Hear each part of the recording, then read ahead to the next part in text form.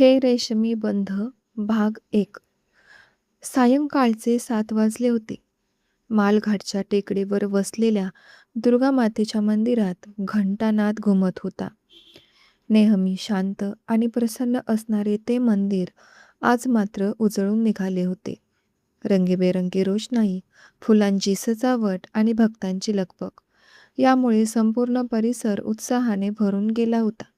प्रसादाचा खमंग सुगंध वातावरणात दरवळत होता. तसं पाहिलं तर आजचा दिवस खासच होता. एनजीए कंपनीच्या मालकीन सुमती भाटिया यांच्या हस्ते देवीची महाआरती होणार होती. दरवर्षीप्रमाणे यंदाही त्या स्वतः आरतीसाठी आल्या होत्या. मंदिरातील सजावट, महाप्रसादाची व्यवस्था आणि इतर सर्व खर्च त्यांनीच केला होता. त्यामुळे देवीच्या दर्शनासाठी आणि महाप्रसादासाठी भाविकांची मोठी गर्दी उसळली होती. त्या गर्दीतून वाट काढत एक तरुणी देवीच्या दर्शनासाठी पुढे सरकत होती. तिच्या हातात पूजेचं ताट होतं. त्यात नारळ, फुलं आणि आरतीचं साहित्य सजवलेलं होतं. अंगात साधा पांढरा चुडीदार, त्यावर पांढरा टॉप आणि गळ्यात लाल रंगाची ओढणी. कमरेपर्यंत रुळणारे काळेभोर केस मोकळे सोडलेले होते. कपाळावर चंद्रकोरीची टिकली, पायात नाजूक पैंजण आणि चेहऱ्यावर निरागसता. हीच होती आपल्या कथेची नायिका, संध्या देशमुख. आजच तिचा MBAचा लास्ट इयरचा रिझल्ट लागला होता. आजचा दिवस संध्यासाठी खूप खास होता. नुकताच तिच्या MBAच्या अंतिम वर्षाचा निकाल जाहीर झाला होता आणि ती उत्तम गुणांसह डिस्टिंक्शनमध्ये उत्तीर्ण झाली होती. त्या आनंदातच देवीला पेढ्यांचा नैवेद्य दाखवण्यासाठी ती मंदिरात आली होती. तिच्या डोळ्यात अनेक स्वप्न होती, पण त्यातलं सर्वात मोठं स्वप्न एकच होतं, स्वतःच्या पायावर उभं राहण्याचं. शिक्षण पूर्ण झालं होतं. आता तिला एक चांगली नोकरी मिळवून स्वावलंबी व्हायचं होतं. तिच्यासाठी नोकरी म्हणजे फक्त करिअर नव्हतं, तर आयुष्यभराच्या संघर्षातून बाहेर पडण्याचा मार्ग होता. संध्यांचं बालपण मात्र सुखकर नव्हतं. ते लहान असतानाच एका भीषण अपघातात तिच्या आईवडिलांचं निधन झालं होतं. त्यानंतर तिच्या मावशी रेवतीताईंनीच तिचा सांभाळ केला होता.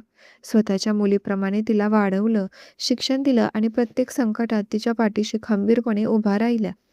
रेवतीताईंना स्वतःचा एक मुलगा होता, पण तो नोकरीनिमित्त परदेशात स्थायिक झाला होता. त्यामुळे त्यांच्या आयुष्याचा आधार आता फक्त संध्याच होती.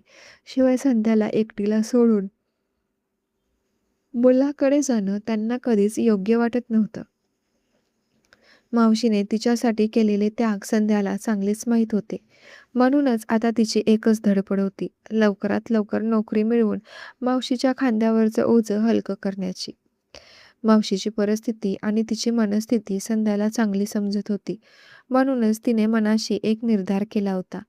शिक्षण पूर्ण होईपर्यंत मावशीसोबत राहायचं आणि त्यानंतर स्वतःच्या पायावर उभं राहायचं.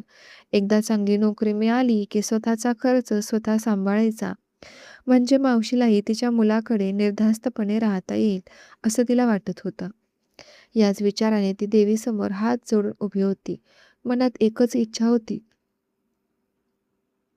उद्याचा इंटरव्ह्यू यशस्वी व्हावा आणि तिला नोकरी मिळावी.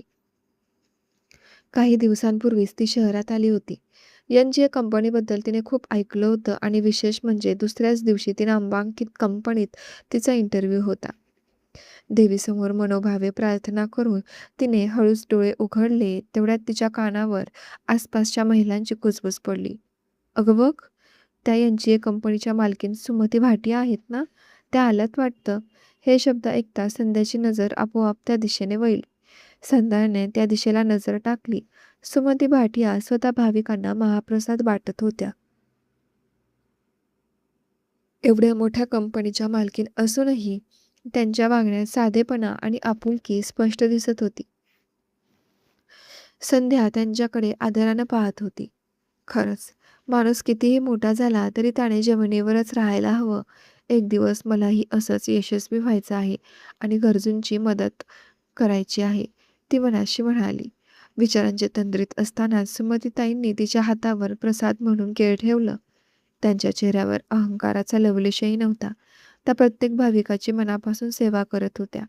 संध्या त्यांच्या भावुकपणाने, साधेपणाने भारावून गेली होती. इतक्यात तिच्या मोबाईलची रिंग वाजली. स्क्रीनवर नाव झळकत होतं, सई. गर्दीमध्ये कसाबसा फोन कानाला लावत संध्या म्हणाली, हॅलो, बोल सई. अगं कुठं आहेस तू? किती वेळ झाला मी तुझी वाट बघते.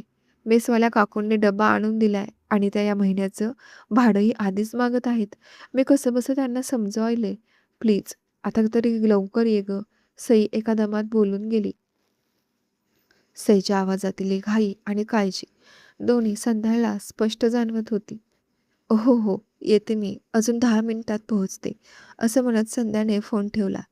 तिने घाईघाईने मागे वळून मंदिराच्या पायऱ्या उतरायला सुरुवात केली, पण गर्दीमुळे तिचं लक्ष विचलित झालं आणि अचानक तिचा तोल गेला. क्षणभर तिच्या हृदयाचा ठोका चुकला. आता आपण नक्की पडणार असा विचार तिच्या मनात चमकून गेला, पण त्या क्षणी कोणीतरी मजबूत हातांनी तिला सावरलं. संध्या दचकून समोर पाहू लागली. तिला फक्त एवढंच जाणवलं की एखाद्या उंच व्यक्तीने तिला पडण्यापासून वाचवलं होतं. ती त्याचा चेहरा पाहण्याचा प्रयत्न करत होती, पण तो काही न बोलता पटकन तिथून निघून गेला. मंदिरातील प्रकाश आणि गर्दीमुळे त्याचा चेहरा स्पष्ट दिसला नाही. मात्र तो जवळ असताना एक वेगळाच मनाला सुखवणारा सुगंध तिच्या आसपास दरवळत होता. त्या अनोख्या सुगंधाने ती काही क्षण विचारात पडली. मात्र लगेचच तिला सईची आठवण झाली. ती तिची वाट पाहत होती. त्यामुळे आणखी वेळ वाया न घालवता संध्या मंदिराबाहेर पडली आणि रूमकडे निघाली. रूमवर पोहोचल्यावर तिने हातपाय धुतले आणि सईसोबत जेवायला बसली. त्या दोघी एका छोट्याशा भाड्याच्या खोलीत राहत होत्या. खरं तर घरमालक मावशींना फक्त 2 मुलींना खोली भाड्याने देणं परवडणार नव्हतं. पण संध्या आणि सईने खूप विनंती केल्यामुळे त्यांनी शेवटी नाईलाजाने परवानगी दिली होती. जेवण आटोपल्यानंतर सईने उत्सुकतेने विचारलं, काय मग? कसं झालं आजचं देवदर्शन? मी ऐकलं की आज तिथे NGA कंपनीच्या मालकीन सुमती भाटिया आल्या होत्या. संध्या हसत म्हणाली, हो ग, मीही त्यांना आज पहिल्यांदाच पाहिलं. विश्वास बसणार नाही तुला, पण त्यांनी स्वतः माझ्या हातावर प्रसाद ठेवला. अजूनही मला खरं वाटत नाहीये. एवढ्या मोठ्या कंपनीच्या मालकीन आणि इतक्या साध्या. सईचे डोळे आश्चर्याने मोठे झाले. अरे वा, मग त्यांच्यासोबत त्यांचा मुलगा होता का? म्हणजे NGA कंपनीचा CEO? संध्याने लगेच मान हलवली. अगं नाही गं, मी तरी कोणाला पाहिलं नाही. आणि खरं सांगायचं तर मला त्या कंपनीच्या CEOचं नावसुद्धा माहीत नाही. सईने मिश्किलपणे भुवया उंचावल्या. काय गं संध्या, उद्या तुझा इंटरव्ह्यू आहे NGA मध्ये आणि तुला CEOचं नावही माहीत नाही. मला नोकरी करायची आहे. CEOची माहिती गोळा करायची नाही. संध्या हसत म्हणाली.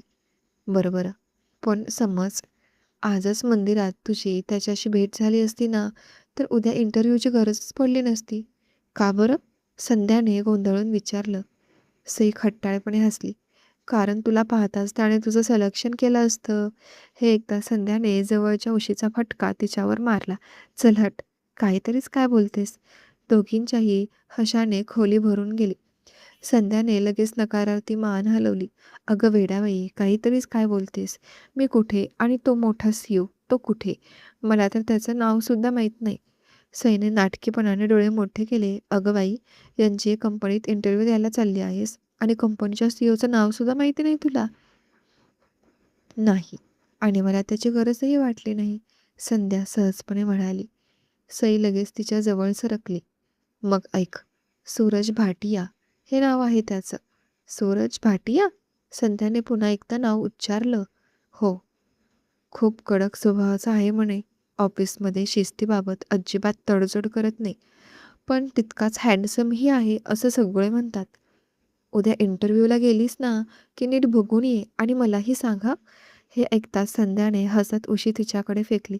चल हट, मला इंटरव्ह्यूची टेन्शन आहे आणि तुला CEO बघायचे. दोघींच्या हसण्याने पुन्हा एकदा खोली दणाणून गेली. तर मग वाचक हो, आता आपल्या कथेच्या नायकाची ओळख करून देण्याची वेळ आली आहे. सूरज भाटिया, NGA कंपनीचा एकमेव वारसदार आणि सध्याचा CEO. उंच रुबाबदार व्यक्तिमत्व, गोरा वर्ण, धारदार नाक, टापटीप पोशाख आणि चेहऱ्यावर कायम गंभीर भाव. त्याच्या व्यक्तिमत्वात एक वेगळाच दरारा होता. कामाच्या बाबतीत तो अत्यंत शिस्तप्रिय होता. वेळेचं काटेकोर पालन करणं हा त्याचा स्वभावच होता. एखादं काम ठरलेल्या वेळेत पूर्ण झालं नाही, तर त्याचा राग संपूर्ण ऑफिसला सहन करावा लागायचा. त्याच्या व्यक्तिमत्त्वावर हजारो मुली फिदा होत्या. पण सूरजला अशा गोष्टींसाठी वेळच नव्हता. त्याचं संपूर्ण आयुष्य काम, मीटिंग्स आणि कंपनीच्या जबाबदाऱ्यांभोवती फिरत होतं. यश, पैसा, सत्ता तिन्ही गोष्टी त्याच्या पायाशी होत्या. त्यामुळे त्याच्या स्वभावात थोडासा अहंकार आणि स्वतःच्या निर्णयावर प्रचंड विश्वास असणं स्वाभाविक होतं. आणि नियतीने आता त्यांच्याच आयुष्यात संध्या देशमुखची एंट्री घडवून आणण्याचा निर्णय घेतला होता. दुसऱ्या दिवशी सकाळी नेमकं 10 वाजता संध्या एन-जी-ए कंपनीच्या भव्य इमारतीसमोर उभी होती. कंपनीची उंचच उंच काचेची इमारत पाहून तिच्या मनात थोडी भीती तर थोडा उत्साह निर्माण झाला. दीर्घ श्वास घेत तिने आत प्रवेश केला. रिसेप्शनिस्ट समोरील वेटिंग एरियामध्ये तिच्या आधीच 3 उमेदवार बसलेले होते. 2 मुलं आणि 1 मुलगी. त्यांच्या चेहऱ्यावरही इंटरव्ह्यूचं टेन्शन स्पष्ट दिसत होतं. 4 खुर्च्यांच्या रांगेत फक्त एकच जागा रिकामी होती. कारण या भरती प्रक्रियेत फक्त एका उमेदवाराची निवड होणार होती. सध्या रिसेप्शनिस्ट जवळ गेली आणि इंटरव्ह्यूबाबत चौकशी केली. "मॅडम, इंटरव्ह्यूसाठी आली आहे." रिसेप्शनिस्टने तिला तिची माहिती तपासली आणि नम्रपणे उत्तर दिलं. "हो मॅडम, तुमचं नाव लिस्टमध्ये आहे, पण सरांना यायला अजून थोडा वेळ लागेल. साधारण अर्धा तास तरी प्रतीक्षा करावी लागेल." हे ऐकून संध्याने हलकंसं मान डोलावली. ती शांतपणे मागे वळली आणि वेटिंग एरियाकडे गेली. रिकाम्या असलेल्या खुर्चीवर जाऊन बसली. तिच्या शेजारी बसलेल्या मुलीने एकदा तिच्याकडे पाहिलं आणि पुन्हा स्वतःच्या फाईलकडे लक्ष दिलं. संध्या मात्र हातातील फाईल घट्ट पकडून बसली होती. उद्याच्या स्वप्नांसाठी आजचा हा इंटरव्ह्यू किती महत्त्वाचा आहे याची तिला पूर्ण जाणीव होती. वेळ पुढे सरकत होता. घड्याळात 10:30 उलटून गेले होते. तरीही सूरज सरांचा काही पत्ता नव्हता. थोड्या वेळात कंपनीतील एक पिऊन तिथे आला आणि उमेदवारांना माहिती दिली. "सर एका महत्त्वाच्या कामात अडकले आहेत. त्यामुळे आजचा इंटरव्ह्यू कंपनीच्या एम-डी पूजा मॅम घेणार आहेत." हे ऐकताच सर्वजण पुन्हा आपल्या फाईलमध्ये डोकं खुपसून बसले. इतक्यात एक मध्यमवयीन व्यक्ती त्यांच्या समोरून चालत वरच्या मजल्याकडे निघाला.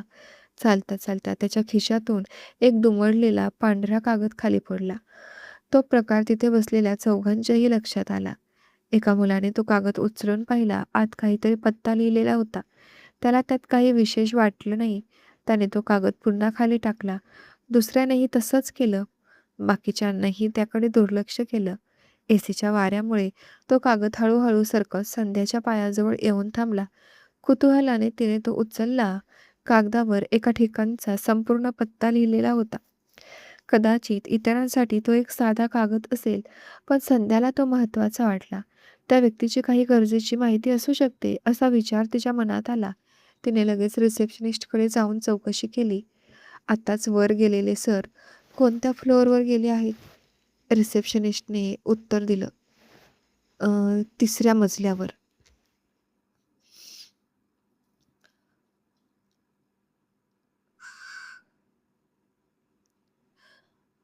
अं, संध्याने घड्याळाकडे पाहिलं.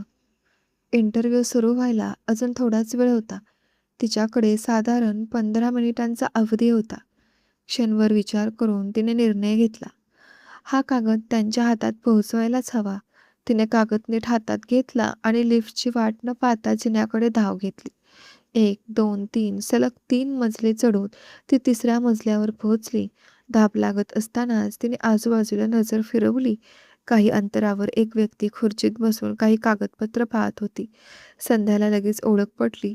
तोच तो माणूस होता ज्याच्या खिशातून हा कागद खाली पडला होता. "Excuse me sir." संध्याचा आवाज ऐकताच त्या व्यक्तीने मान वर केली आणि तिच्याकडे प्रश्नार्थक नजरेने पाहिलं. संध्या त्याच्याजवळ गेली. तिने खाली पडलेल्या चिठ्ठीबद्दलचा संपूर्ण प्रकार त्यांना सांगितला आणि तो कागद त्यांच्या हातात दिला. त्या व्यक्तीच्या चेहऱ्यावर लगेच समाधानाचं हास्य उमटलं. "अरे वा, हा कागद माझ्याकडून कधी पडला तेच लक्षात आलं नाही. थँक यू बेटा." असं म्हणत त्यांनी चष्मा काढला आणि संध्याकडे कौतुकाने पाहिलं. आजकाल दुसऱ्यांच्या वस्तू परत करण्यासाठी एवढी तसदी फार कमी लोकं घेतात. संध्याने फक्त हलकंसं स्मित केलं. तिच्याकडे वेळ फार कमी होता, त्यामुळे आणखी काही न बोलता तिने त्यांचा निरोप घेतला आणि घाईघाईने पुन्हा खाली इंटरव्ह्यू हॉलकडे धाव घेतली. खाली पोहोचल्यावर मात्र तिला धक्काच बसला. वेटिंग एरियातील सर्व खुर्च्या रिकाम्या होत्या. क्षणभर तिच्या छातीत धस्स झालं. काय? माझा नंबर तर गेला नसेल ना? ती घाबरून इकडे-तिकडे पाहू लागली. तेवढ्यात एका केबिनचं दार उघडलं आणि एक उमेदवार मुलगी बाहेर येताना दिसली. हे पाहताच संध्याने नीट सुटकेचा निश्वास सोडला. थँक गॉड अजून माझा नंबर आलेला नाही. तिने मनोमन देवाचे आभार मानले. काही मिनिटातच रिसेप्शनिस्टमधून तिचं नाव पुकारलं गेलं. मिस संध्या देशमुख. क्षणात तिच्या पोटात गोळा आला. हातातील फाईल तिने घट्ट पकडली. हृदयाचे ठोके वाढले होते. काय होईल आता? मित्र पूर्ण तयारी करून आले आहे. पण इथलं स्पर्धेचं वातावरण पाहता सिलेक्शन होईल की नाही कोण जाणे. असं एक ना अनेक विचार तिच्या मनात घोळू लागले. एक खोल श्वास घेत तिने स्वतःला सावरलं आणि पूजा मॅमच्या केबिनकडे पावलं वळवली. तर मग मैत्रिणींनो, काय होईल? मिळेल का संध्याला एन-जी-एमध्ये नोकरी? कथा आवडत असेल तर हाईप करा. कमेंटमध्ये तुमचा अभिप्राय नक्की कळवा. भेटूया पुढच्या भागामध्ये. हे रेशमी बंध भाग 2 मध्ये.